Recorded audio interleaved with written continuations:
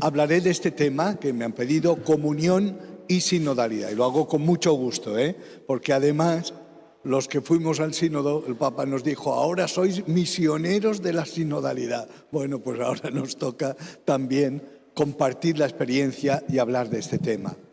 Mirad, comienzo con un texto de la primera carta de Juan, el principio de la carta de Juan, donde habla por 2 veces de la comunión y habla de la misión.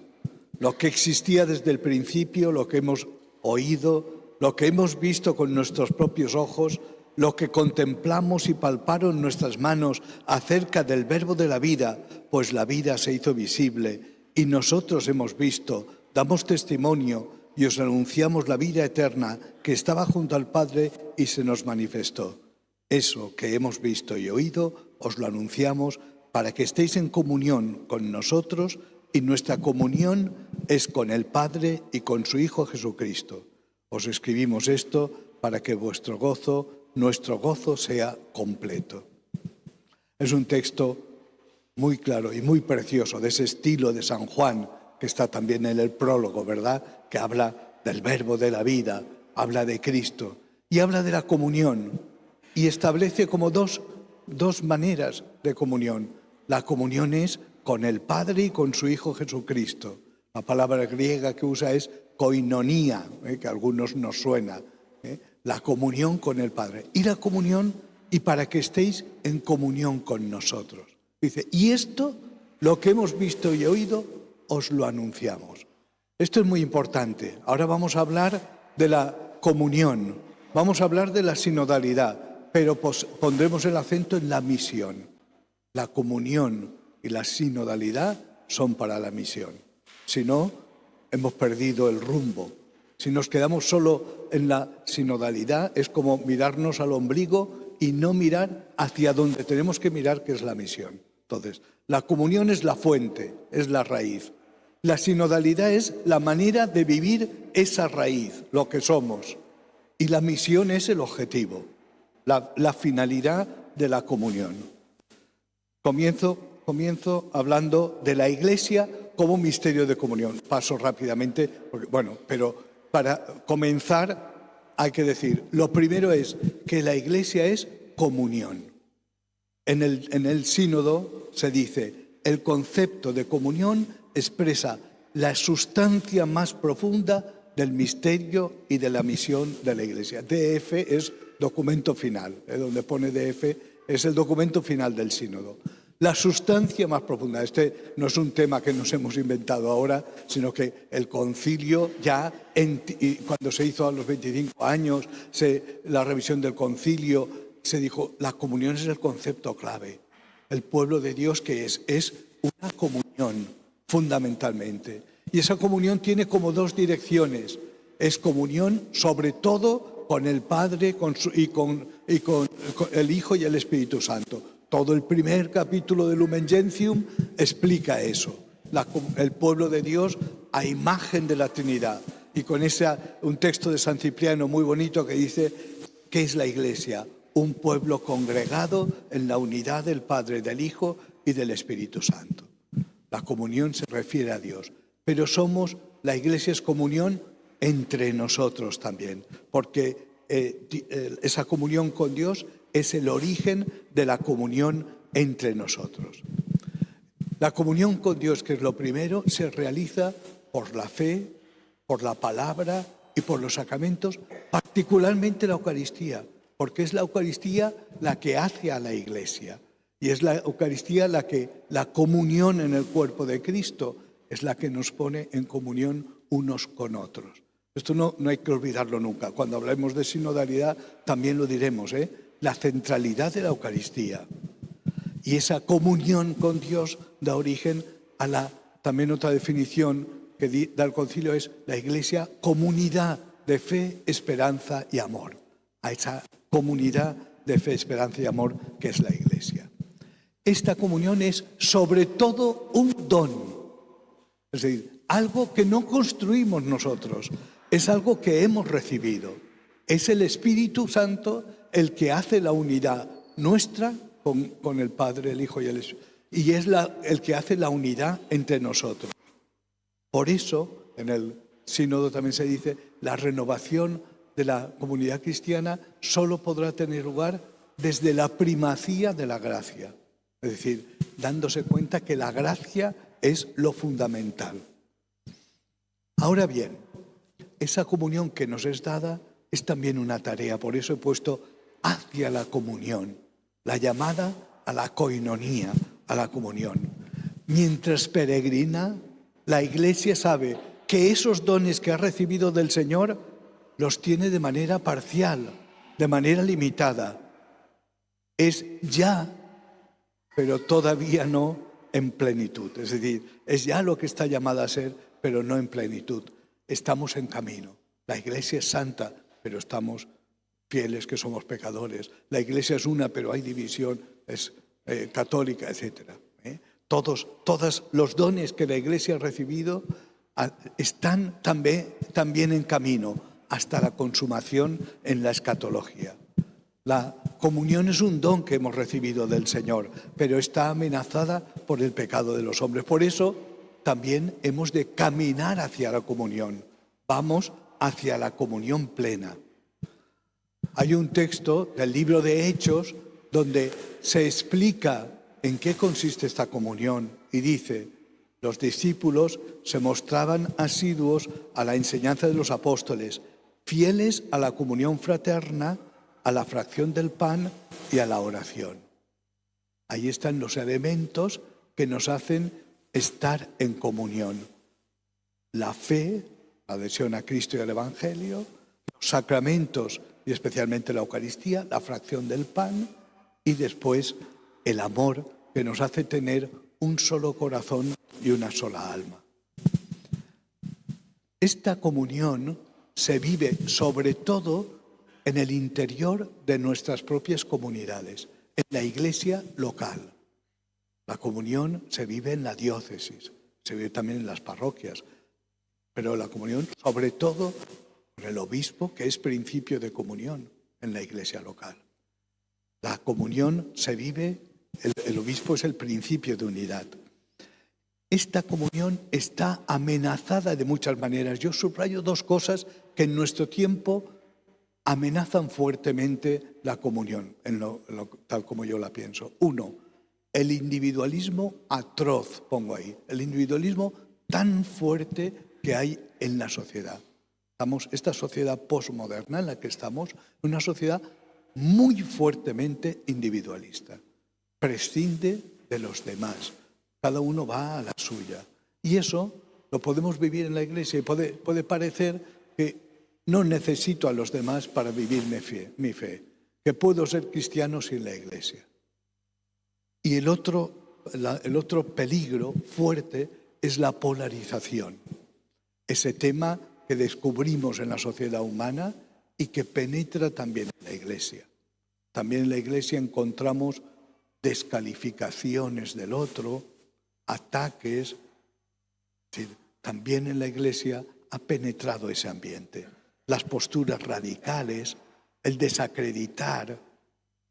Nosotros hemos de ir hacia la comunión, ser servidores de la comunión, ser constructores de comunión.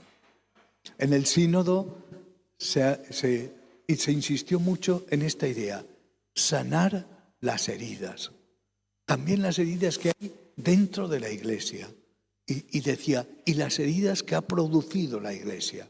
Se pensaba en el tema de abusos, pero no solo eso, sanar las heridas, reconstruir las relaciones dentro de la iglesia, cuidar los vínculos entre nosotros. Es fundamental para crecer en la comunión.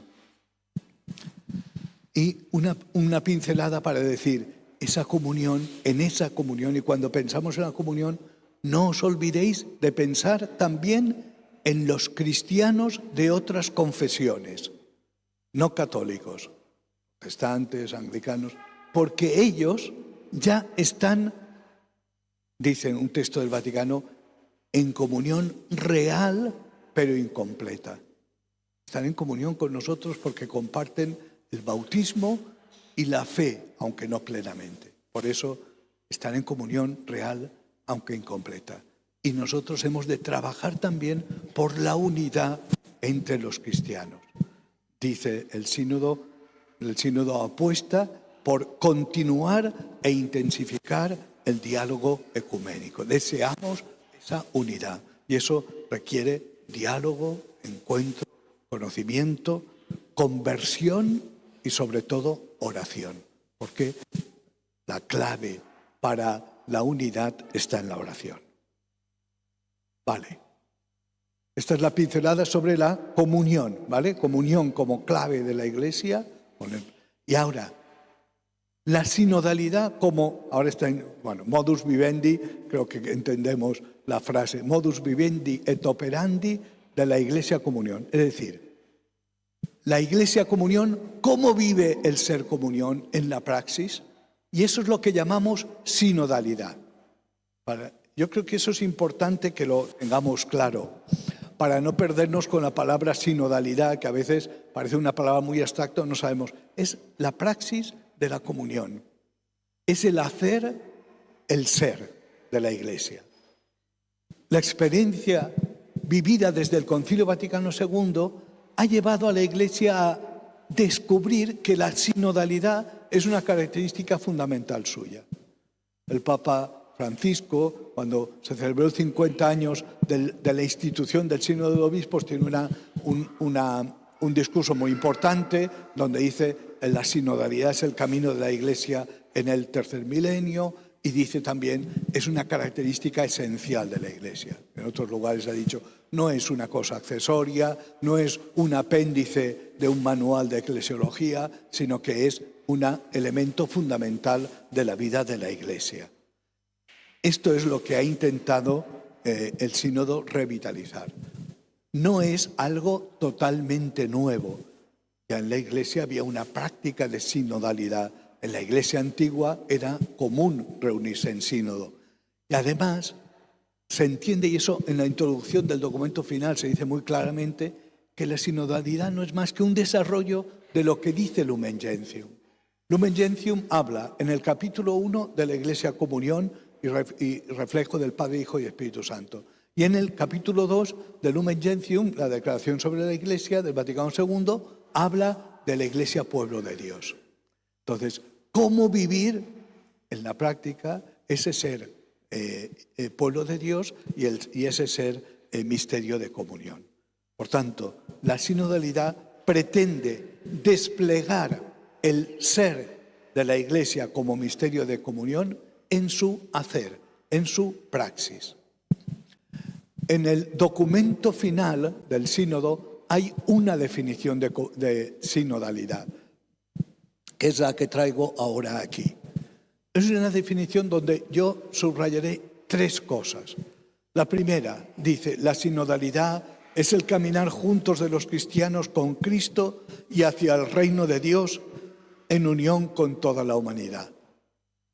Esta es, digamos, la intuición primera. La sinodalidad es el caminar juntos, sin jodos, hacer camino con el otro, hacer camino juntos. Esto es como, digamos, la primer acercamiento. En el sínodo se acentúa la palabra juntos. Es hacer camino, pero hacerlo juntos. Es la importancia de estar junto al otro, de valorar al otro, de acoger y de escuchar. Después dice, orientada a la misión, después insistiremos, esto es fundamental, para no quedarse en autorreferencialidad, ¿no? En mirarse a sí mismo, orientada a la misión. Y ahora dice esta definición, ahora eso implica, es decir, el caminar juntos tiene unas consecuencias en la vida de la Iglesia e implica, y dice, reunirse en asamblea en los diferentes niveles de la vida eclesial, la escucha recíproca, el diálogo, el discernimiento comunitario, llegar al consenso como expresión de la presencia de Cristo en el Espíritu y la toma de decisiones en una corresponsabilidad diferenciada. Ahora después vamos a hablar de estos puntos, pero estos puntos concretan lo que es la sinodalidad. La sinodalidad se vive viviendo esa corresponsabilidad diferenciada, reuniéndose en asamblea, escuchando, practicando el discernimiento comunitario, etc. Hay que decir, sigo explicando lo que es la sinodalidad. La sinodalidad es un estilo, una manera de ser iglesia. Hay un documento de la Comisión Teológica Internacional sobre la sinodalidad que después el sínodo asumió.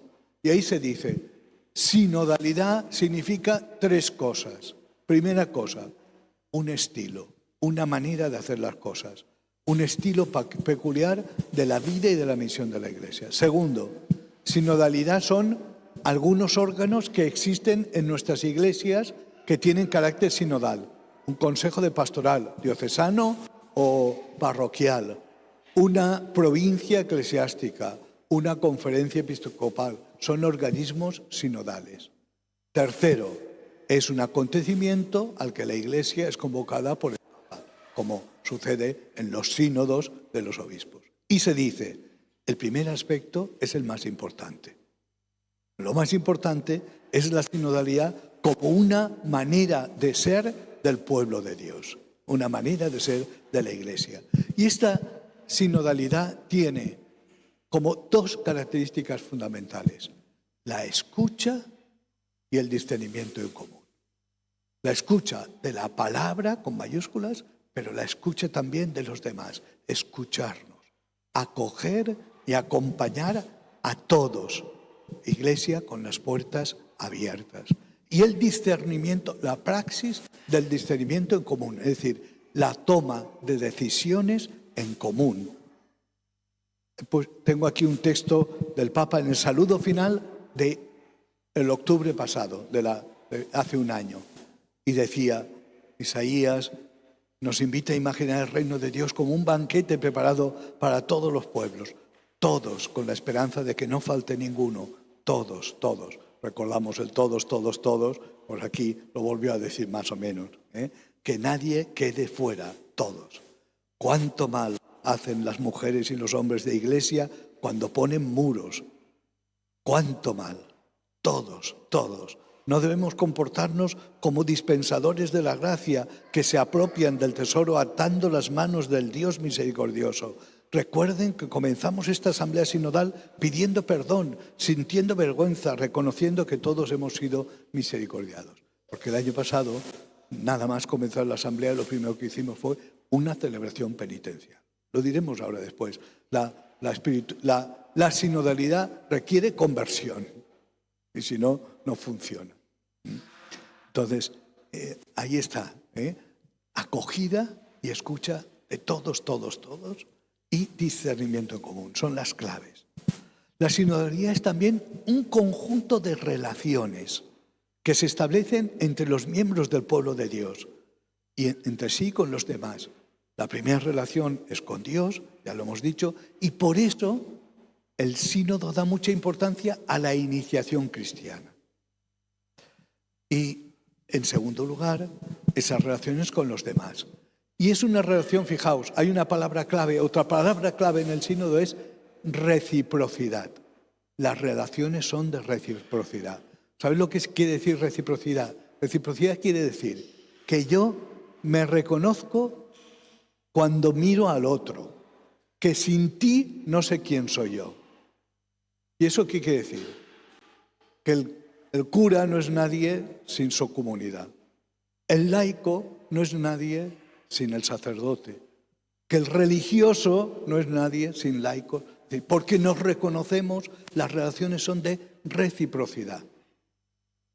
Entre paréntesis diré, y por eso el sínodo en un momento dice, y no entendemos que haya obispos que estén nada más que en la curia de Roma y no se dediquen a una diócesis. Es decir, esa figura de los obispos que no tienen una iglesia. ¿Por qué? Porque parece que falta esa reciprocidad. Es decir, de tal manera la entiende el sínodo como una clave, es decir, en las relaciones. Las relaciones entre nosotros, es decir, yo como obispo no me puedo entender sin mi presbiterio, sin los religiosos, sin los laicos. No sé quién soy sin ellos. Y eso tiene que ser clave y entenderlo cada uno desde su propia vocación. Relaciones de reciprocidad. Y otro tema que aparece que es muy bonito es intercambio de dones entre nosotros. Esta era una expresión que estaba en el concilio cuando hablaba de entre las iglesias. Después Juan Pablo II la aplicó en Utunum Sint al comunismo. Y el sínodo la aplica a la relación entre los cristianos y también entre las iglesias. Vivimos al otro como un don y realizamos un intercambio de dones espirituales, materiales, de todo tipo. Compartimos con el otro nuestra manera, nuestras experiencias, etc. Ver al otro como una riqueza para practicar ese intercambio de dones. Ahora, eso exige conversión relacional, que es una expresión que está en el sínodo, la conversión de las relaciones. Ser iglesia sinodal exige una verdadera conversión relacional. Debemos aprender de nuevo del Evangelio que el cuidado de las relaciones no es una estrategia o una herramienta para una mayor eficacia organizativa, sino que es la forma en que Dios Padre se ha revelado en Jesús y en el Espíritu. Otro aspecto, la sinodalidad, ¿qué es? Hemos dicho, es el caminar juntos, es una red de relaciones. Tercero, la sinodalidad es una disposición espiritual. Y hay otra definición en el documento final que a mí me gusta y dice, la sinodalidad es ante todo una disposición espiritual que impregna la vida cotidiana de los bautizados y todos los aspectos de la misión de la Iglesia.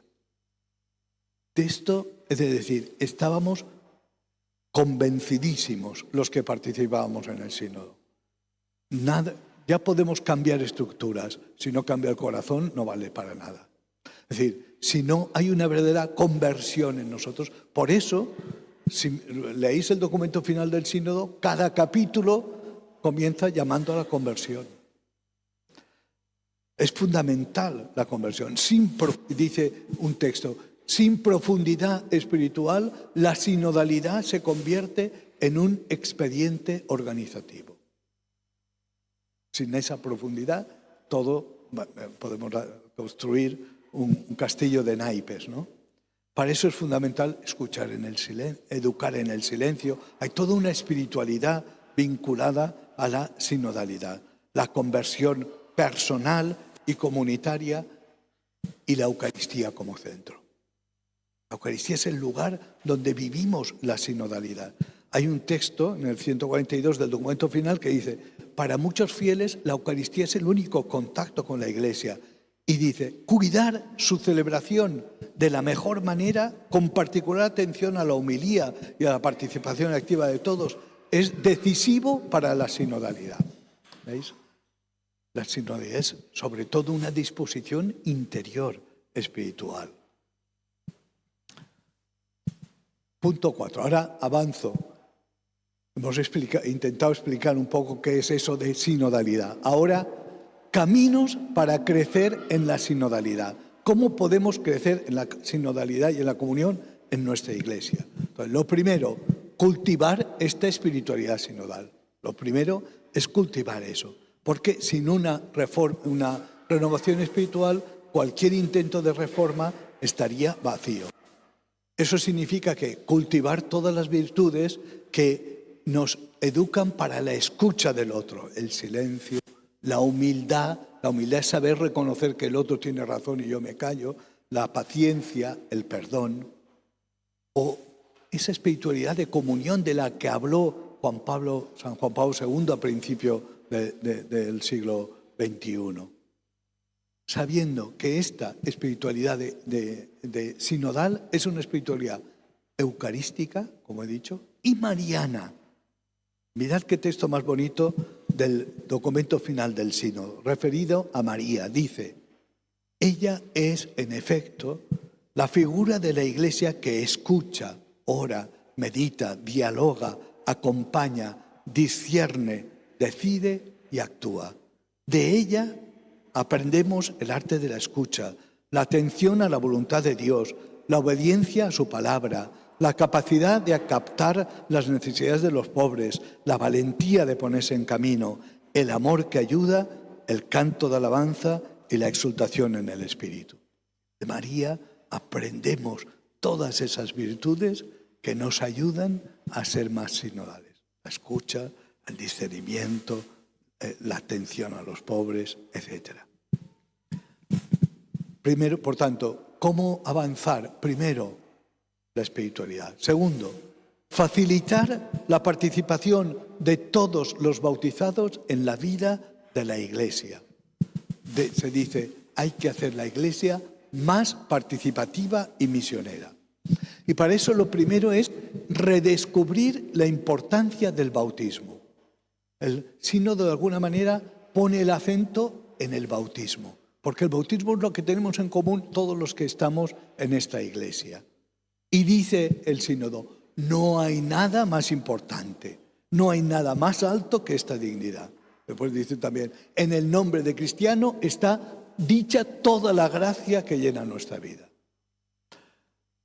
Esto es muy importante porque si tenemos esa conciencia de que todos somos bautizados, resulta que todos somos, eso nos dice el cura, o lo decimos cuando bautizamos, eres sacerdote, profeta, que con esta unción de Cristo, sacerdote, profeta y rey, somos profetas, tenemos lengua para predicar la palabra, pero también para decir las cosas en la Iglesia. Eso es lo que se llama el sentido de la fe, el sensus fidei, del carácter profético que tiene el pueblo de Dios, que tenemos nosotros, se manifiesta en el sentido de la fe, que es una expresión, está en el concilio, viene de la teología de la Edad Media. Cada cristiano tiene un sentido para captar las cosas que pertenecen a la fe y para aplicarlas en la vida. El concilio señala esas dos cosas, ¿no? Un aspecto teórico y un aspecto práctico del sensus fidei. Tenemos el sentido de la fe. Y en un texto, no lo he puesto, pero hay un texto muy bonito del sínodo que dice, con este sentido de la fe, cada cristiano puede imaginar y decir los caminos que ha de seguir la Iglesia en el futuro. Es decir, todos tenemos una voz y todos tenemos que decir qué pensamos y por dónde creemos que debe ir la Iglesia en el futuro. Todos son corresponsables, ahora después insistiré, en la vida de la Iglesia. Y por eso, frente a un déficit de participación de los laicos, o se entiende que hay un déficit, se quiere impulsar mucho la pasibilidad. Dice, hay que ampliar las posibilidades de participación y ejercicio de la corresponsabilidad diferenciada de todos los bautizados, hombres y mujeres, y especialmente de la mujer. El sínodo pone el acento también en la participación de la mujer. No hay nada que impida que las mujeres desempeñen funciones de liderazgo en la Iglesia. Hay una sensibilidad creciente en la Iglesia que pide ese reconocimiento del papel de la mujer en ella. Ha salido 3 o 4 veces una expresión que yo creo que es importante, que es y la vivimos así como importante, corresponsabilidad diferenciada. Las dos palabras son importantes. Yo se la oí por primera vez a Repole, que es el actual cardenal de Turín. Después he visto que lo tiene escrito por ahí en algún sitio. Se lo oí en la primera sesión. Después en la segunda se ha repetido y en el documento final aparece 5 o 6 veces. Corresponsabilidad. Eso, si nos lo tomamos en serio, es un cambio de chip mental en los curas y en los laicos. Fijaos, traigo 2 textos para que veáis que esto no se ha inventado ahora. Primero, Juan Pablo II, Christi Fideles Laici. Ahí ya dijo, por la común dignidad bautismal, el fiel laico es corresponsable, junto a los ministros ordenados y las religiosas y religiosas de la misión de la Iglesia. Y un texto de Benedicto XVI muy clarificador. Fue un discurso a la acción católica y les dijo, la corresponsabilidad supone un cambio de mentalidad. Yo he dicho un cambio de chip. Bueno, el Papa lo dice más claro. Especialmente respecto al papel de los laicos en la Iglesia, que no han de ser considerados colaboradores del clero, sino personas realmente corresponsables del ser y actuar de la Iglesia. Tenemos la mentalidad de colaboradores, ¿eh? Los laicos, pues sí, yo pregunté en mi diócesis el año pasado, hicimos como una encuesta, ¿en vuestra parroquia os sentís corresponsables? Sí, y todos decían que sí. Sí, porque somos catequistas, porque leemos las lecturas. No, eso no es ser corresponsable. Eso está bien, no está mal, ¿eh? Eso es ser colaborar. Corresponsables cuando la vida de la parroquia me afecta a mí personalmente también, ¿eh? Y tengo parte en las decisiones y en la ejecución. Eso sí. Dice también, sigo leyendo a Benedicto, que era muy listo, y dice, es importante, por tanto, que se consolide un laicado maduro y comprometido. Claro, sin un laicado maduro, ¿dónde vamos? Capaz de dar su contribución específica, ahora diremos sobre la contribución específica, a la misión eclesial, en el respeto de los ministerios y tareas que tiene cada uno en la vida de la Iglesia y siempre en comunión cordial con los obispos. Ahí Benedicto traba todo, ¿eh? Yo creo que lo dice bien. Bueno, pues el sínodo insiste en esa corresponsabilidad y añade diferenciada. ¿Qué quiere decir diferenciada? Pues que en la Iglesia hay diferentes vocaciones y carismas y cada uno somos corresponsables de una manera distinta. Somos corresponsables, sí, pero cada uno tiene funciones distintas. Por eso, fijaos, en el sínodo la imagen que más común, que se utilizaba mucho, era la Iglesia es pueblo de Dios. Pero muchos en el sínodo dijeron, y es cuerpo de Cristo también. ¿Por qué? Porque la idea de cuerpo de Cristo, ¿sabéis?, establece también y dice, hay diferentes funciones en el cuerpo y también hay miembros diferentes, hay carismas, subraya la diversidad de vocaciones y carismas en la Iglesia. Un teólogo que es Dario Vitali dice, es pueblo de Dios en la forma de cuerpo de Cristo. Bueno, ya lo has dicho todo, pero bueno, es decir, es cuerpo de Cristo.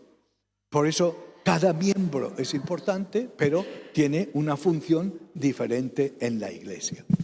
Y en concreto, los cristianos laicos, y mirad, no os equivoquéis pensando que ahora todos seremos sacristanitos o todos... No. La misión de los laicos es el mundo. Y eso lo acentúa también el sínodo. La primera tarea de los laicos es impregnar y transformar las realidades temporales. No es meterse en las sacristías. Es decir, la tarea del laico es transformar el mundo. El sínodo habla del mundo de la cultura, de la familia, la política, la ecología, etcétera. Transformar el mundo. Esa es la misión del laico. Y para eso, dice, piden a la Iglesia que no se les deje solos. Y se habla incluso de hacer como una misión al laico para decirle, ahora te envío a ti a la política, a que te comprometas ahí, o a tu escalera de vecinos para que te comprometas ahí, o a tal asociación, para que vivas ahí tu ser fermento en medio del mundo. Y hay un texto que a mí me llama mucho la atención y ahora veréis, ¿qué dice? Las comunidades, es decir, las parroquias, se concebirán a sí mismas principalmente al servicio de la misión que los fieles llevan a cabo en la sociedad, en la vida familiar y laboral, sin centrarse exclusivamente en las actividades que tienen lugar en su interior y en sus necesidades organizativas. Este texto es fuerte, porque dice, ¿para qué está la parroquia? No para organizarse ella, para servir al laico que está en el mundo trabajando. Principalmente al servicio de la misión que el laico lleva a cabo en la sociedad, en la vida familiar y laboral. Bueno, yo creo que es un texto importante y nos tiene que hacer que pensar. Otro medio para crecer en sinodalidad, tejer lazos, construir comunidad. Bien, este tema del tejer lazos lo estamos hablando. Actuar, se dice actuar en sinergia. Cuando habla de los religiosos, que veo por ahí alguna monja, y cuando habla de los movimientos apostólicos, en los dos se dice la palabra sinergia, con el obispo diocesano, con la realidad de la diócesis. Hay que aprender también a trabajar juntos en las diócesis y construir comunidad, parroquias como ámbito de comunión y participación. Se habla también en el sínodo de las parroquias. Se reconoce la importancia de la parroquia como un lugar fundamental para nutrir la comunidad. Pero una característica de este sínodo es que subraya la idea, una idea que estaba en aquel documento, un documento que se hizo sobre la conversión pastoral de las parroquias, se subraya que hoy el territorio de una parroquia no se puede entender de un modo físico, sino que es el territorio existencial, es decir, allá donde la gente vive su vida o donde está vinculado, que no podemos concebir las parroquias solo de esta manera. Eso aquí lo vivís con mucha, supongo que con mucha movilidad de las personas, de una parroquia a otra, son ciudades grandes. Mi diócesis es rural, una parroquia, un pueblo, y por tanto no te puedes ir a la de al lado porque tienes 40 kilómetros de diferencia. Pero en las ciudades grandes, como vosotros, como Getafe y todo esto, se vive más, ¿no? Vale. La parroquia orientada a la misión y dice, cuidando la iniciación cristiana y apoyando el compromiso de los laicos. Pongo otro texto del Papa Francisco, también al principio, cuando habló el sínodo en su diócesis de Roma, y dice, si la parroquia es la casa de todos en el barrio, no un club exclusivo, os pido por favor, dejad las puertas y ventanas abiertas. No os limitéis a considerar solo a los que acuden o piensan como vosotros, que serán el 3, el 4, el 5%, no más. Dejad que entren todos. Dejaos salir al encuentro y que os interroguen, que sus preguntas sean las vuestras. Permitiros caminar juntos. El Espíritu os guiará. Tened confianza en el Espíritu. No tengáis miedo de entrar en diálogo y dejaros impactar por el diálogo. Es el diálogo de salvación. Es un estilo, una manera de ser comunidad. Otro elemento para crecer en comunidad, el discernimiento eclesial comunitario, la toma de decisiones en común. Se dice en el sínodo, ha de ser una praxis habitual en todos los niveles de la Iglesia. En la base es la dignidad bautismal que tenemos todos. Todos hay que difundir una cultura del discernimiento eclesial para la misión. Ahora ha dicho don Ginés que yo estoy encargado del tema del sínodo. En España, justamente lo primero que hemos lanzado, lo lanzamos ayer, el jueves por la tarde, a los referentes de las diócesis, es dos temas. Uno, una guía de lectura para leer el documento final y segundo, un documento, unas notas sobre el discernimiento eclesial para la misión. Porque hay que aprender a discernir en común. Eso tiene unas condiciones y unos métodos también. El método que el sínodo ha usado es la conversación en el espíritu, que ahora no puedo explicar, pero es un método válido, pero hay otros métodos, en la Iglesia ha habido otros métodos y puede haber otras maneras de discernimiento común. Lo importante es que en la toma de decisiones se tenga en cuenta la voz de todos. En el documento de la Comisión Teológica y después el Sínodo dice también una cosa importante y es ¿y cuál es la función del sacerdote? Mirad, o del obispo. La elaboración de una decisión es sinodal, todos participamos. La decisión pastoral es una responsabilidad del ministro. Ahora bien, el ministro no puede actuar contra el parecer de todos. Entonces, hay dos principios para entender esto. Uno, he puesto ahí en latín, que nihil sine, nada sin. Es un principio que está en San Cipriano y el sínodo lo repite un par de veces. Bueno, en el informe primero y también ahora. Nihil, dice él, nihil sine episcopo. Nada, está casi claro, nada sin el obispo. Nihil sine concilio vestro, se refería a los presbíteros, nada sin vuestro consejo. Nihil sine consensu plebis, nada sin el consentimiento del pueblo. 3 principios. Ministerial, es decir, nada sin el obispo. Colegial, nada sin vuestro consenso. Tercero, sinodal, nada sin el consenso del pueblo. Y fijaos lo que dice el sínodo.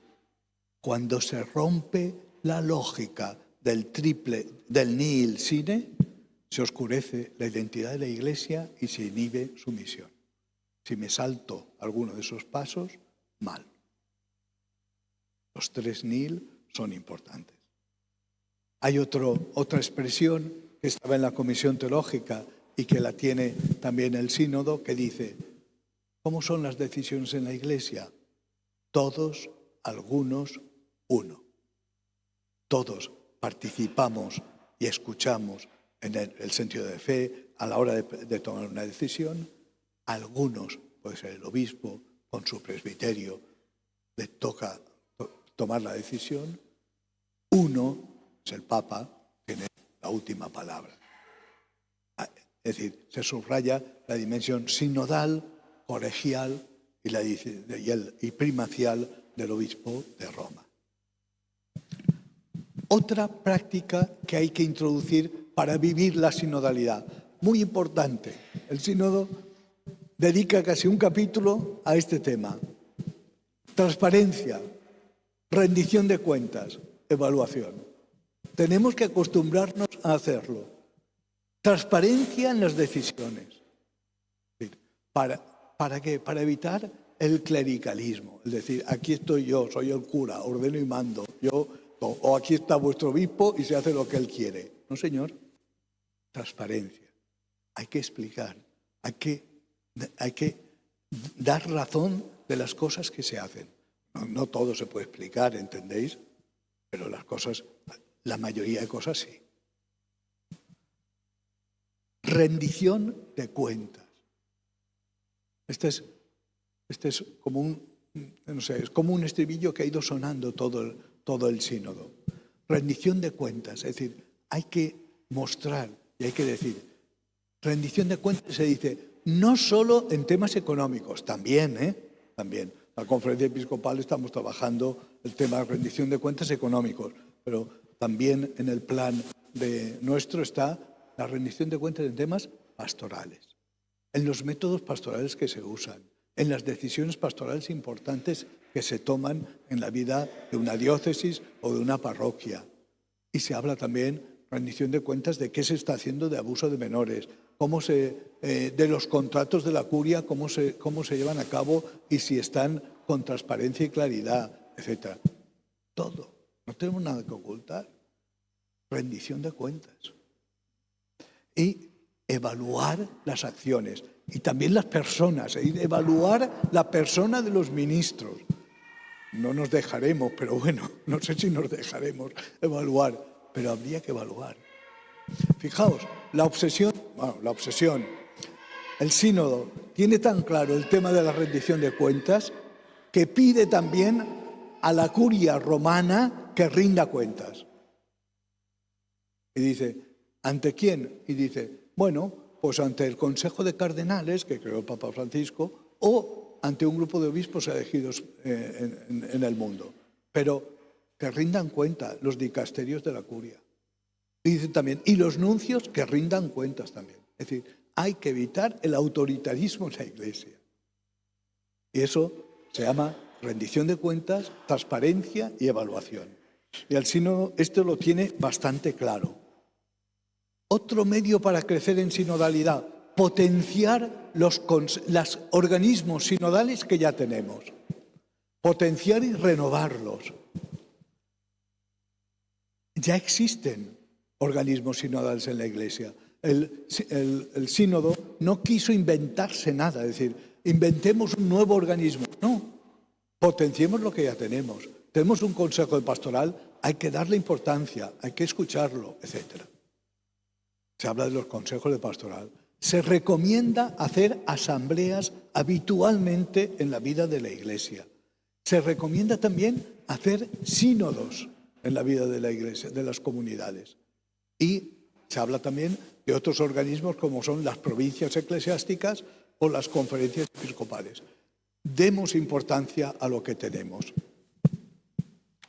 Y ahora un texto del Papa León, que ya he puesto muchos de Francisco, porque el Papa León, yo os recomiendo, si buscáis en internet, hay un discurso de hace un par de sábados, el día 19, hizo un discurso para comenzar, igual que estáis ahora aquí, él comenzó el curso con la diócesis de Roma y hizo un discurso y habla todo sobre la sinodalidad en este discurso. Y dice, se trata, ante todo, de trabajar por la participación activa de todos en la vida de la Iglesia. En este sentido, una herramienta para fortalecer la visión de una Iglesia sinodal y misionera son los órganos de participación. Estos ayudan al pueblo de Dios a ejercer plenamente su identidad bautismal, fortalecen el vínculo entre los ministros ordenados y la comunidad y guían el proceso desde el discernimiento comunitario hasta las decisiones pastorales. Y por eso les invito a fortalecer la formación de organismos de participación y a nivel parroquial a revisar los pasos dados hasta la fecha o donde estos órganos no existan, a comprender los obstáculos y superarlos. El Papa León habla muy claramente de esa necesidad de renovar estos órganos y de potenciar estas estructuras sinodales. Y otra manera de vivir la sinodalidad es la formación. Hemos dicho, antes decía el Papa Benedicto, tiene que haber laicos maduros. La formación al estilo sinodal. Para vivir la sinodalidad es fundamental la formación. El sínodo dice que la formación, 4 cosas dice. 1, que el punto de referencia es la iniciación cristiana. Es decir, y el camino es el camino de la iniciación. 2, que ha de ser integral, ya lo sabemos. Pide que sea compartida. Es decir, laicos, religiosos, sacerdotes, juntos. Porque dice, juntos tenemos la misión, pues juntos también hemos de recibir la formación. Eso no quiere decir que haya una formación específica para sacerdotes, religiosos, porque cada uno tiene su vocación y necesita esa formación. Y ha de ser continua. Y he puesto otro texto también del Papa León, porque bueno, me gusta mucho todo ese discurso, y no lo iba a poner todo, pero algún trozo sí. Dice, me gustaría recomendar formación a todos los niveles. Vivimos una emergencia educativa y no debemos engañarnos pensando que simplemente continuar con algunas actividades tradicionales mantendrá vivas nuestras comunidades cristianas. Caos que es claro ahí, ¿eh? Deben convertirse en generadoras, un seno que inicia a las personas en la fe y un corazón que busca a quienes la han abandonado. Las parroquias necesitan formación y donde no la haya sería importante incluir cursos bíblicos y litúrgicos, sin descuidar los temas que resuenan en las generaciones más jóvenes, pero que nos conciernen a todos. La justicia social, la paz, el complejo fenómeno de la migración, el cuidado de la creación, el ejercicio adecuado de la ciudadanía, el respeto en la pareja, el suplimiento psicológico y las adicciones y muchos otros desafíos. Pero fijaos cómo apuesta claramente el Papa León a formación. La formación en las parroquias, la formación como fundamental. Y ya el último punto, que ya estáis cansados, yo también. La comunión está al servicio de la misión. Hay un texto muy bonito de Christi Fidelis Laici, Juan Pablo II, que decía, la comunión es misionera y la misión es para la comunión. En este sínodo se dice, la sinodalidad no es un fin en sí misma, sino que apunta a la misión que Cristo ha confiado a la Iglesia. Evangelizar es la misión esencial de la Iglesia, etc. Y dice, al final de este texto, sinodalidad y misión están íntimamente ligadas. La misión ilumina la sinodalidad impulsa la misión. Y en el último texto que ha salido del sínodo, que son las pistas para la implementación del sínodo, esto salió en julio, se dice, la forma sinodal de la Iglesia está al servicio de su misión y cualquier cambio en la vida de la Iglesia tiene como finalidad hacerla más capaz de anunciar el reino de Dios y de testimoniar el Evangelio del Señor a los hombres y mujeres de nuestro tiempo. La misión de anunciar el reino de Dios, inaugurada por Jesús y a la cual están llamados todos los bautizados, cada uno con la especificidad de sus carismas, vocación y ministerio, constituye el eje fundamental del documento final y tal. Es decir, la forma sinodal está al servicio de la misión. Como he dicho al principio, estoy repitiendo, no lo podemos olvidar. Todo esto, la participación, la formación, el discernimiento comunitario, es para la misión, para vivir la misión, cada uno en sus laicos, etcétera, cada uno en su lugar. Y he puesto esta frase del Papa cuando salió al balcón de San Pedro, que ya dijo, queremos ser una iglesia sinodal. Los que estábamos ahí, qué bien está, porque vemos esa continuidad de estilo y de manera también con el proyecto del Papa Francisco. Él lo dijo desde el principio y lo viene repitiendo. Una iglesia que camina, una iglesia que busca siempre la paz, que busca siempre la caridad, que busca siempre estar cerca especialmente de aquellos que sufren. Y acabo con esta plegaria, que el Espíritu Santo sostenga a nuestra iglesia para que el crecimiento en sinodalidad la lleve a realizar con más empeño el mandato misionero que recibió de su Señor. Espíritu Santo, enséñanos el camino, muéstranos cómo alcanzar la meta. Ad sumus Sancte Spiritus. Muchas gracias.